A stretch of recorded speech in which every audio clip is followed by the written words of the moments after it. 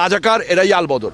৭১ যেমন তাদের খুঁজে খুঁজে বের করা হয়েছে, আমরা তাদের খুঁজে খুঁজে বের করব, প্রতিরোধ করব না, আমরা প্রতিঘাত করব।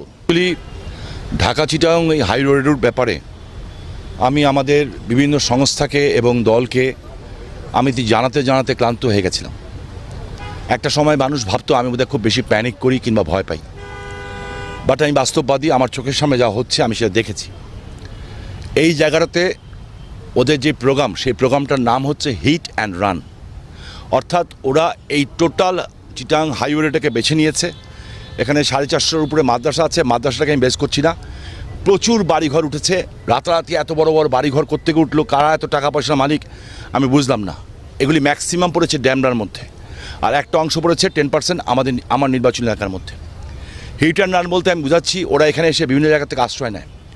আমরা এই যে মুভমেন্ট হয়েছে, এই যে ওরা জ্বালাও পোড়াও যে জঘন্য কাজটা